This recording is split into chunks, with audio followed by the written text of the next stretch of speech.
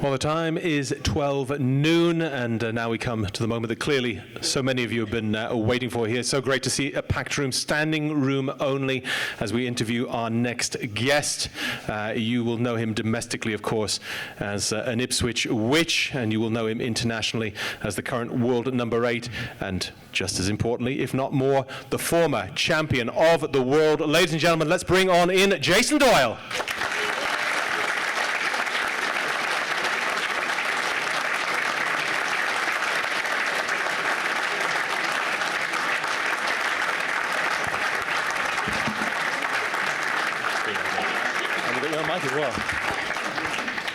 And Jay, we said packed room here. I know you're honoured and indeed humbled to see so many people here just for you, it seems. Yeah, wow.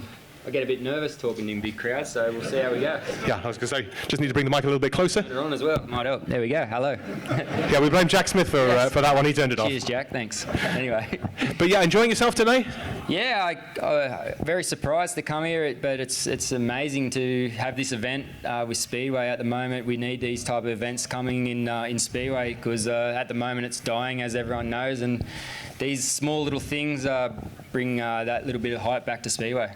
And this small little thing, well, until the light went out here. Jack turned the light off, didn't he? Yeah, he turned the light off, he turned the microphone off as well. It's a big little thing. He's back with us as well. Obviously, John Stevens and Tom New have paid the bill there, but they've done a terrific job organising this. This is a tremendously professionally organised event. Yeah, definitely. I spoke to Tom a few months back, and he's been pushing really hard to push this event to get as many people as possible involved in Speedway, and it just shows what a great event it is. Well, let's just talk about the year that's just gone for you there, and we'll start the obvious place with the Grand Prix Series 8 in the world. You were sort of nudging a top 3 spot for a long time there, had 4 grand final appearances, and the key thing is moving in the right direction again. Yeah, it went from really good start to the year, obviously a lot of crashes. Someone asked me that just before, why I've crashed so much I think she's in the back there, head down. But yeah, there's tubeless tyres now, and it's playing a big part of the sport with the crashes and how a lot of things are not really working on the track. So yeah, I had a really good start of the year with the Grand Prix, and then obviously the crashing started happening and a few injuries. So yeah, 8th in the world is not where I want to be. I'm getting older, but I know that I've still got the chance of being on the podium again. I think one of the key things is, even if you're a little bit downcast about where you finished with 8th, your season really started back home in Oz last winter there, runner-up in the Aussie Series, and you're so close to winning the Aussie title as well, and you won a big meeting at Gilman as well, and then all the off-track work that went on during that winter really set you up for the year.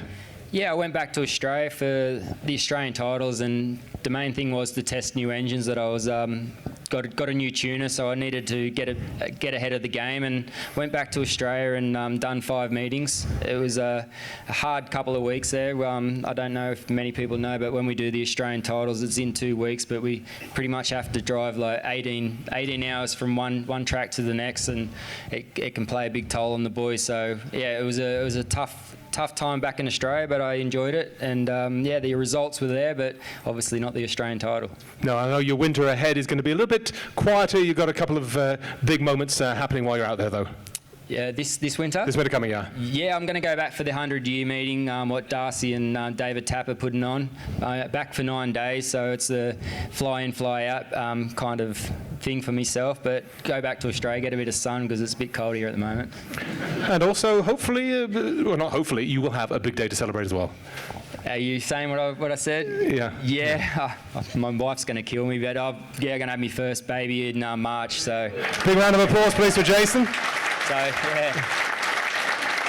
It was a secret, but obviously who cares now? Everyone can know. Well, you told me. You expect me to tell everybody. Sorry. Yeah. So, but the perfect time is it's the 20th of March. She's due, so I can straight away into the season and see you later. Yeah. Speedway riders got to do what Speedway riders got to do. Yeah. Yeah. Don't send that to her as well, please.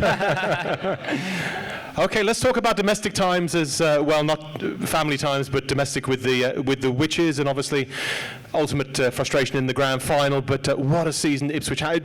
Certainly from second half of the year onwards, you guys built up tremendous momentum. Yeah.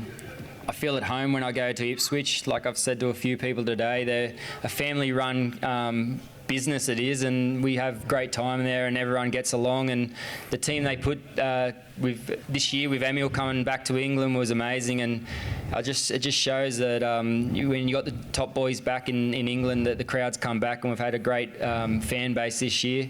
Obviously, the tracks have been hit and miss because of the weather, but I'm really enjoying it. And obviously, we got one cup this year, but we didn't win the main one. But hopefully, there's something next year. I know, as you say, Emil's such a joy to see on track, and I had the pleasure of working with him a couple of times on the microphone as well. And you had heats 13 and 15 together all the time there. What you guys seem to work in you just knew what each other was going to do. You worked in total parallel and total synchronicity. Yeah, it was always going to be a tough one because the other riders wanted to beat myself and Emil all the time, and obviously Emil's so quick, and he was amazing this year. You could see that he picked up the English tracks quite well, and the way he rode around Ipswich within the first couple of meetings, it just shows what a great talent he is. And the boy off the bike is amazing. He's a really down to earth guy, and you can really get to learn from him, and he speaks good English as well. So for a Russian, well, now half Pole, if I don't know what you call it, he's an international rider. He's an international lovely boy. Okay, one thing we haven't talked about is the World Cup. I know it wasn't to be in what was a fabulous final to watch as a neutral spectator there as well, and so tense, so tight. But obviously, and following on from the Speedway Nations, a lot of positivity coming out for the Roos there, and that certainly bodes well for the future. Yeah, obviously Roslav track is a really good racetrack. There's not many times that you can get a good lead and without getting someone trying to go up the inside of you or rounding you up. So it's a really good racetrack to have world-class events at. Obviously, we have a young Australian team still with Jack and Max, and me and Chris are the old guys, so hopefully there's going to be Brady coming through in the future, and we've got a good chance of hopefully getting back on the podium. But I think the Brits are way ahead of us at the moment. Yeah, and as we look ahead just to 2024, obviously you're excited about the 100-year event, about that other moment we don't talk about anymore as well, and hopefully we see you back here domestically as well. It is building to be a really exciting domestic scene over here. Without naming names, we know Sheffield have announced their first 3 riders there. Former world champion and 2 current Grand Prix stars as well, and that's got to be positive for the sport, and obviously the Witches will be keen to follow on and be a part of that mix. Yeah, I think it's going to be a tough year next year. It's great to see Oxford and Birmingham come to the top league. I'm not sure what it does to the league below, but as many top teams in the top league as possible for us guys is really good, because you're going to get some good riders coming back to British Speedway again. And I think Sweden's dying in the arse, and I think England's pulling up. So that's politically right, is it? It's a technical expression. It's a Speedway expression. Yeah, it is. Sorry. Yeah. Don't send messages with that either. So everyone what was normally riding in Sweden will be coming to England next year, and it's going to be great. There's going to be some top riders coming back. So yeah, we'll see. We're really getting excited about this season, and it's still a few months away as well. But we do need to look back on the past just a little bit there. I've got Bert Harkins from the World Speedway Riders Association standing patiently to my right here, and the WSRA, and they've got a stall here, so do visit them before the afternoon is out, have presented certificates to every rider or associates who has won a World Speedway Championship, and Bert's going to come up now to present his to former world champion Jason Doyle. You want to shake it? Thanks, yeah. I was just going to open that actually. What we do with the World Speedway Riders Association, apart from helping ex-riders, we also support the world champions, and we have a Hall of Fame, and all the world champions get a certificate to show that they're part of the Hall of Fame at the museum. So we try to help young riders and injured riders, and also these certificates as well. So I hope Jason enjoys it, and well done for a great season. Yeah. Thank you. There we are, WSRA Award to Jason Doyle, and Jason, I know a few words, grateful to receive that award from Bert and the WSRA. Thank you, Bert. Yeah, it's a long time ago since winning the world title, so it's nice to still keep getting trophies from it. I haven't got many trophies this year, so I'll take this one home. But more to come next year for sure. Exactly, hopefully, yes. Okay, we got a hall full of people here. We know they've been building up questions. We're going to open the floor to questions for Jason Doyle. Gentleman at the back is first to wave his hand.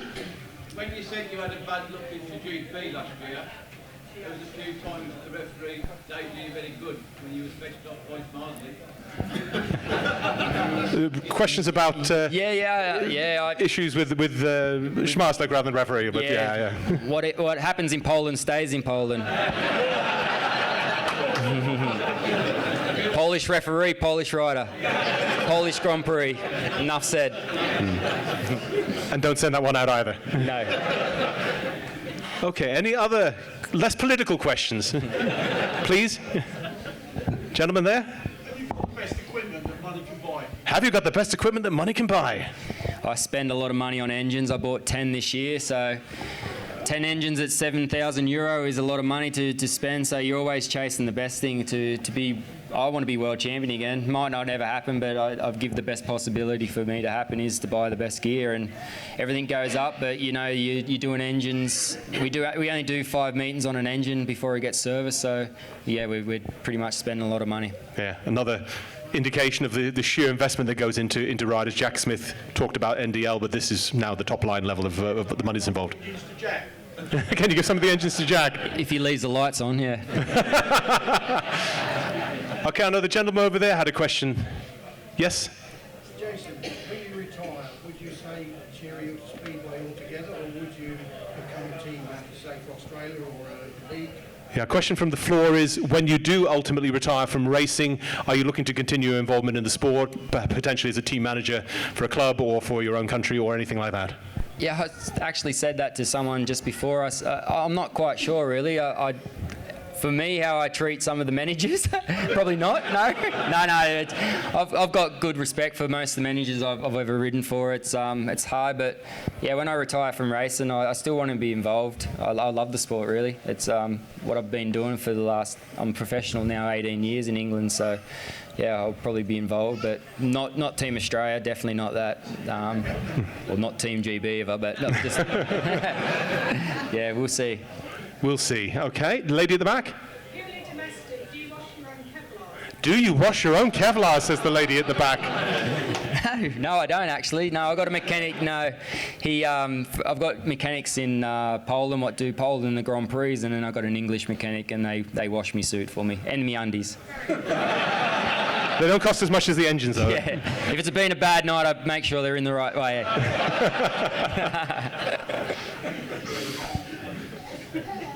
Gentleman by the pillar. Where do you see electric Speedway, Jess? Electric Speedway and the electric bikes. Oh, he's pausing for thought here. Comments from Jay. Kill it now. I'm sorry, yeah.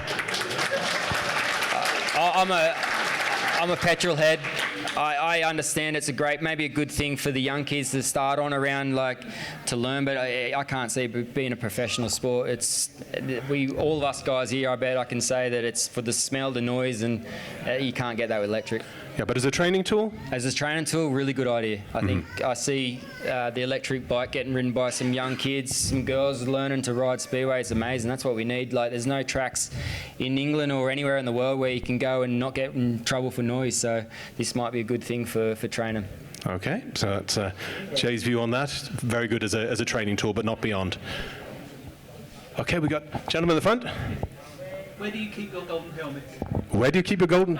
We saw you in 2019. Golden helmet. When you won your first one, or was it your second one? Your first one, I think. 18 I won the first one. We saw you in 2019.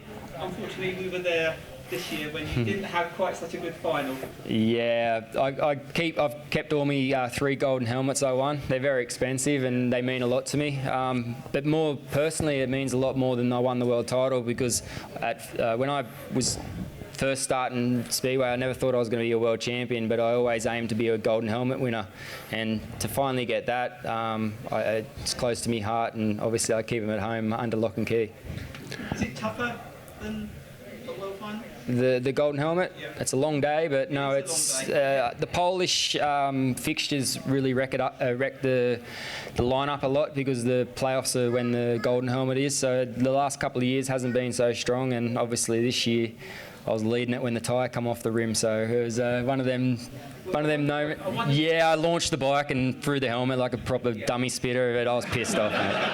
We did wonder what was the problem. Yeah, I was not very happy. A question from me, for just following on from that. Obviously, the golden helmets, the world title, memorabilia, the new WSRA Award. You keep them under lock and key. What are the other key things that you'll look to hang on to? And are you going to be somebody who hoards his career and collects his career, or is a lot of stuff going to go when you retire? Yeah, I've kept all my race suits from when I very first started, and my race jackets from the Isle of Wight. There might be a few floating around, but they're like seconds of the one. So I've got 70 race. So they're not worth as much if you got them, guys. Yeah, I think I keep as much as possible. I'm not going to keep looking at them when I retire, but it's there for maybe if I have a boy, he might be wearing it. There you go. Whoa. Okay. Open the floor up again. We still got plenty of time, gentlemen, over by the door. I just wondered who were your idol growing up in the Speedway world? Idol, my idol. Sorry, your idol growing up, yeah. Yeah, Crumpy, Jason Crump. Yeah, I watched them guys do the tap series. We have 500 tap series back in Australia. When I was a little kid, we got to see Rickartson and Lee and Jason riding in our local track. So yeah, probably them three boys were the main guys. Mm-hmm. Okay, you got him for a few more minutes. Go on. Do you think British Speedway can sort of get back to somewhere it was? I mean, obviously the 80s and that was the height, but you're getting like yourself, people like yourself and the top riders coming back. Yeah. Do you think it can still prosper? Can British Speedway prosper? Can it have that rebirth that obviously the likes of yourself and Emil have already started to give it? I feel it can. I think if the top riders come back, the fans are there, but also no disrespect here. There's a lot of older people in Speedway. We need to get the young kids really involved. The Poles do a lot of pushing. Like today, I'm a bit pissed off that no club from Ipswich, Veldhuizen are here. They should be here. This is a great event, and this might bring kids here as well. So it's trying to get the young kids involved in the sport, and I don't know. It's hard. If you ask a young kid where you can start Speedway, it's impossible to get a junior bike and start. So maybe we need to start trying to make it a little bit easier for them to start. And in terms of media exposure, obviously, the main stations, the ITVs, the BBCs, we're talking about days gone by there, but Eurosport do a great job, BT before them, Sky Sports as well, and BSN, who are here today, do a fabulous job as well supporting the sport. The media is out there, the access to the sport is much bigger than it would have been. Yeah, definitely. And at Ipswich this year, we've seen crowds double from the year before, and I reckon that's down to Emil coming back to British Speedway. So if we keep getting these top riders back to British Speedway, the crowds are going to keep going, but we need to do as best we can to keep these clubs running. I mean, nowhere else, though, do you get the family element in sport. You still do not have it in football. Speedway has that, and it's just about bringing on that next generation of fans there to get the youngsters involved and really get them shouting for their heroes, who are so much more accessible than they would be in any other sport, yourself obviously included being here. Yeah, exactly. Like with Speedway, you can turn up to any racetrack and pretty much touch any rider and speak to them before the meeting and after, and that's impossible to do that in football and many other professional sports. So I think with Speedway, it's very raw still. It's a basic sport, and obviously the fans are really close to us, and you pay our wages, and obviously we need you as much as anything else. For sure.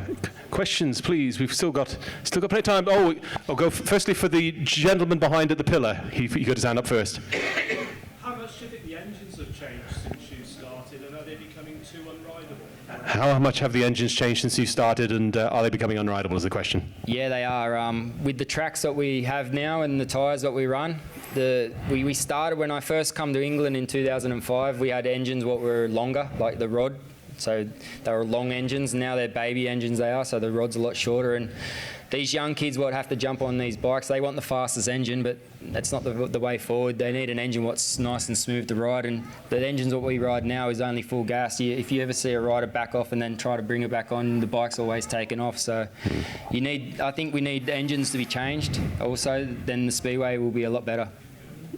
Fair point. And gentleman behind, or lady, sorry, behind. Thank you.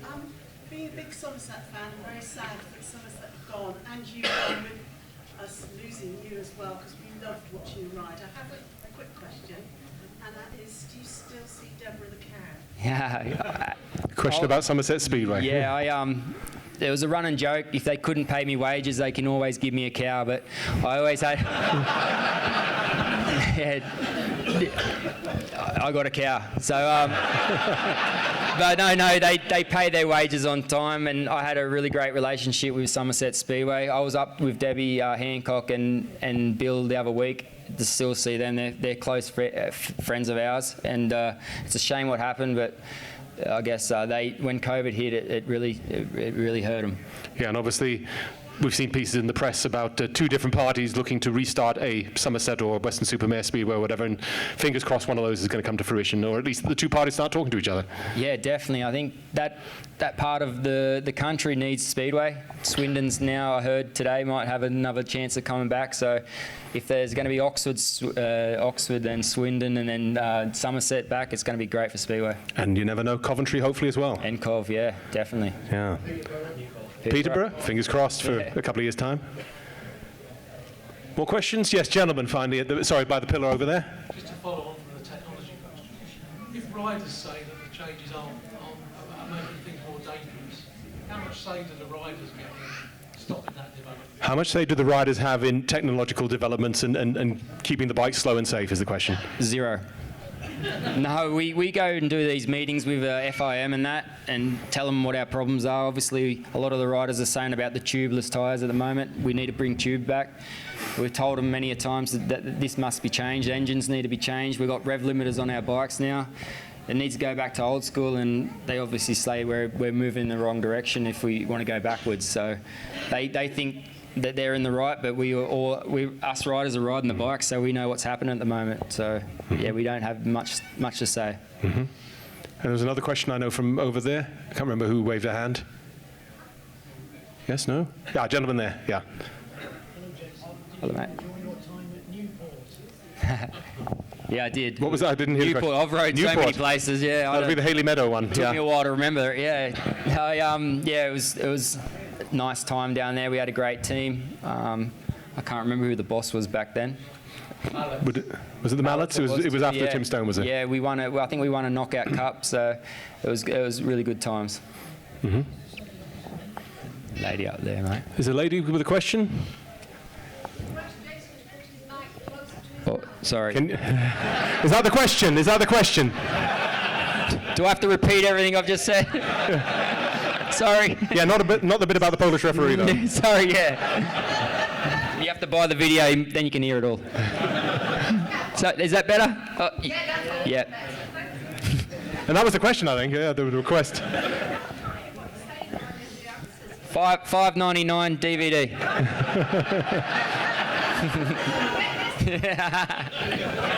Tapes Up Productions, yeah? Yeah. Give them a plug as well. And by the way, Jay, since Jack Smith's plugged it and others before him as well, you've got a merch stand here if anybody's missed it there as well, so some great items people can take advantage of and get a shake of the hand and a selfie. Yeah, definitely. We like seeing our merchandise on fans, so please go out and buy, and hopefully I see a lot when Cardiff comes and obviously when we're racing in Britain. Mm-hmm.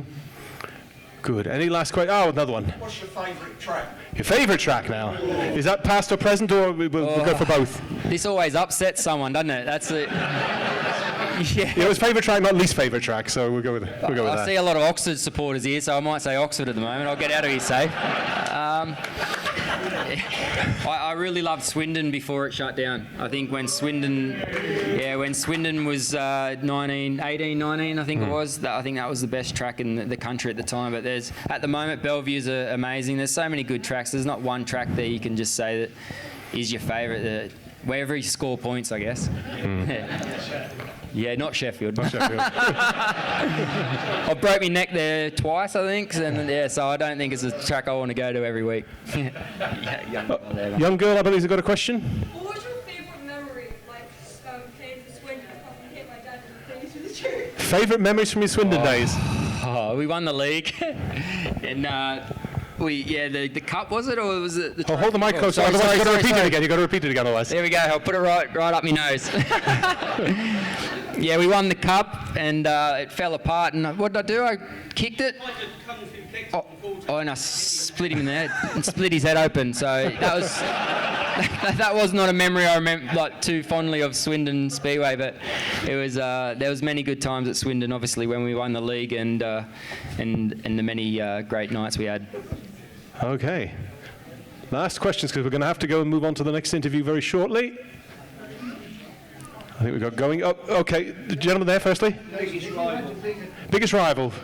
Oh, we've got two. World team, you know. I'll answer them. What riders would you put in? In one team? Yep. Oh, old. Oh, it will be here all day. The Jason Doyle select is the question. Who would you name? I don't know. Certainly yourself. Nah, probably not. I think there's way better riders out there, but I think I'd have more of a fun team. Yeah, what happens after the meeting is more important. No, I'm joking. Yeah, that's a long time to try to pick that. That's a fair one. That's a fair one. And over there we had a question as well. Who would you say has been consistently the most difficult rider for you to beat? Who has been consistently the most difficult rider to beat if you had to name one? Oh, you're obviously going to say Smarslick, aren't you? Because he's amazing at the moment. There's many riders. There's on their day. There's world beaters in England that you come. They're not in the Grand Prix, and you go race these young kids in England, and they're faster than a lot of the boys in the Grand Prix. So it depends where you're at and what track you're on. Were you here when Tony Rickardson was here? Do you remember Tony Rickardson at his peak is the question? No, well, my first year in England when I rode for the Isle of Wight, I went to watch him at Poole, so I think that might have been his last year in 2005, yeah. Mm-hmm. Okay, I think we're just about done because our next interview starts at 12:30, but been a fabulous audience. Thank you very much. We've had a fabulous interviewee. Ladies and gentlemen, Jason Doyle, 2017 World Champion. Thank you very much. I told you to be. That's all right, no problem. Thank you.